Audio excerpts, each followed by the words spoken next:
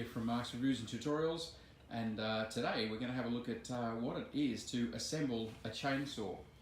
I've had a job come in that requires a chainsaw, and interestingly enough, the cost to hire a chainsaw from the local hire place was $110, and this chainsaw here cost $109. So rather than hire a saw, because they are extremely handy to have around, we're actually going to, well, we bought this one, and now we're going to put it together. We've got instructions here. As you can see, we've got a 22-inch bar, so it's a decent size chainsaw. But we're going to have the fun now putting it together. So let's see what's in here. Oh, look at that, we get a bag. That's nice. Got to keep it tight here. Gloves. Oh, here we go. Earmuffs. Tools. What have we got in here? We've got a file for sharpening the blade. That is the advantage of hiring. You don't have to sharpen the blade or anything like that. You just hire it with a sharp blade and go from there. Here's all the different tools, little screwdriver, a couple of Allen keys, and this, I've done quite a bit of chainsawing work with my uncle up on the farm with different things, and I know one of these are vital for chainsawing. This is normally the chain adjustment here, and doing up the bolts. That's something that you need to have with you while you're using the saw. And hopefully if it's a good quality blade, it won't need sharpening all that often. What else we got in here? A chain. That's going to have to be fitted. And a pair of safety glasses. It really did come with a whole lot, complete with scratches. And then in here, that's the mixing bottle for the fuel oil mixture. That's the motor for the chainsaw. That's not particularly heavy. And then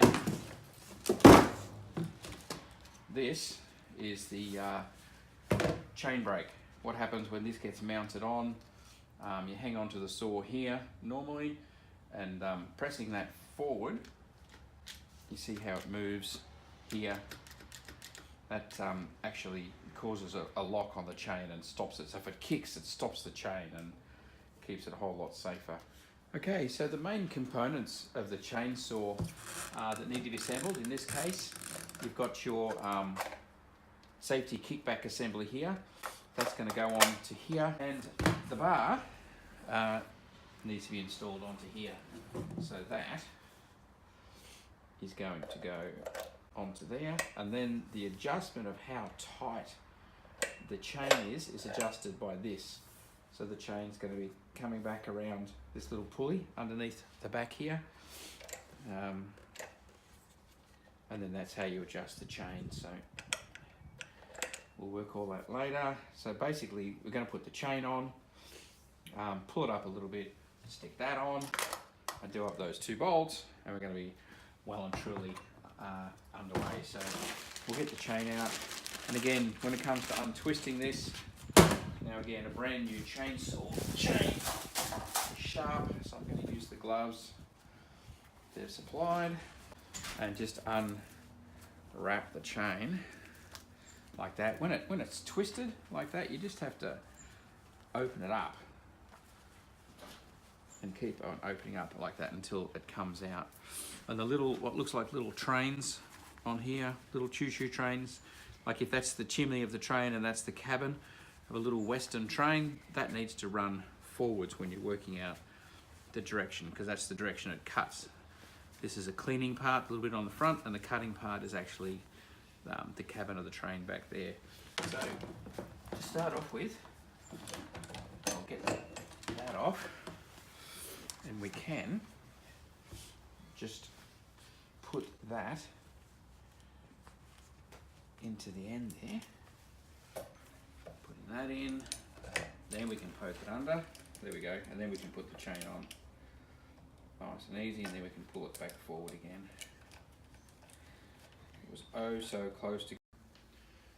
Okay, so the way to do it was actually to take the chain off, put the bar on, and then slip the chain on. And you can slip the bar out, and there we go. That's in place. Now, the chain tensioner system is going to be through the front here. But to start off with, let's just put this on. That's it there. A couple of bolts, so it's very straightforward. Now there is one tip I'm going to give you with Chinese chainsaws. This one was made in China. A lot of people buying home ones for themselves will be Chinese. Just using this spanner and putting appropriate tension on these bolts. I had a Chinese chainsaw for about 2 years, and then I decided to spoil myself to send it off to a chainsaw servicing place to get it professionally serviced. And I bought another chain, and I had the chain sharpened just to spruce it all up. And unfortunately, they over tightened these bolts here and stripped them. So just be careful. They are made in China, and you know they make it really cheap, and some of the stuff's not as strong. So that's just one tip, that just be careful about how much tension you put onto the. Now this chain needs to be able to spin still, so just checking. And when we start up, it is going to stretch a lot initially at the very start. So just hand tight on that, and then do these up, and we will have ourselves a chainsaw. That's extremely easy to put together and really good. The other thing to check on this is here under the cover, you'll find it can be in different places, but under the cover here there's going to be an air cleaner. Let's see how they've set it up.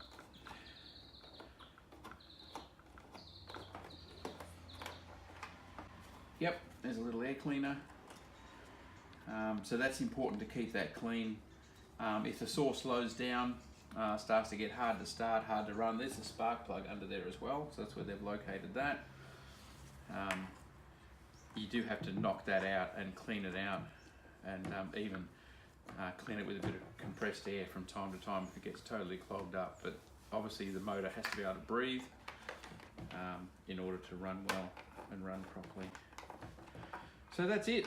That's sort of for the maintenance. You've got your choke here, but we've got to go down and buy ourselves some fluids. We need to buy petrol, and we need to buy bar oil, and we need to buy oil. Two types of oil. There's bar oil, which is for keeping the chain lubricated, and then there's also oil to mix with the fuel, two-stroke oil. It can't run just on straight petrol, it needs oil mixed in. That's what this guy here is all about. You fill it up a certain amount with petrol, top it up with oil, give it a shake, and then you tip that into the chainsaw, the fuel oil mix. Some of your chainsaws will have that done for you. You can tip the fuel oil in and the petrol in different places, it'll mix it. This guy doesn't, we have to mix it up in a jug each time. Okay, there we go. Air cleaner cover's back on. Chain guard, that needs to be tightened. I've got another screw here, so I'll show you how to put that tensioning screw in and tighten that up.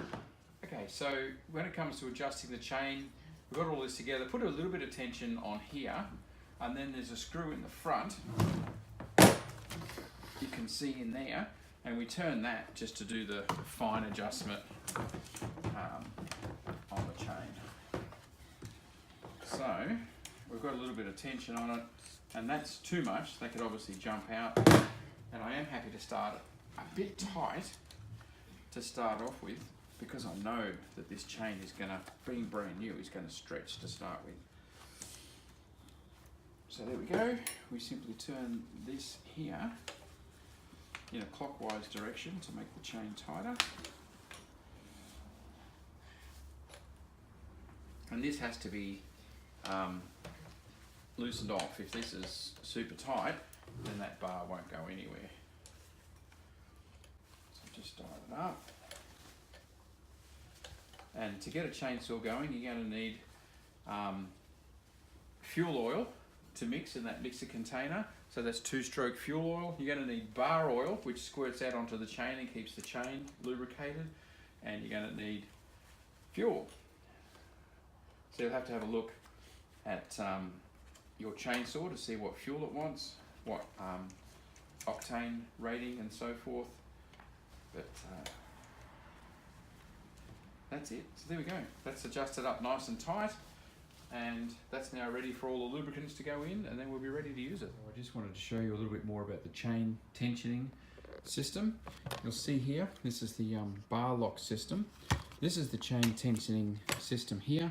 This is the screw that you adjust, and you can see as you turn the screw, it moves this little guy here backwards and forwards up, which is in effect pulling the chain backwards and forward, moving the bar, which tightens the chain. So that little screw needs to go into one of these 2 slots. You see the bar can actually go either way, because that chain tensioning screw will fit in either top or bottom. But when you are putting this on, you need to make sure that that little silver bar there goes into that slot. And in this case, it just goes straight in and straight on. If you're turning the screw and not moving the bar, then it could be that you haven't got that dropped into the slot, and that would be the reason. So put the bolts on, bring them up just finger tight and no more, adjust so that you've just got a bit of slackness on the bottom and that you can move it, and then bring it up tight. And then, as I said, because it's a brand new chain, we're actually going to, once we start cutting, be looking at the blade. If it starts to flick down, so that's too loose at the moment, then loosen the bolts off here, pull it up tight, and then tighten them up. Next in the scheme of fitting things is to fit this little guy here on. It screws on, you see the bolt holes here and here. Now what that's all about, it actually allows you to walk the chainsaw. You can stick it into the wood and then tip it forward, and that'll tip the bar down into the wood.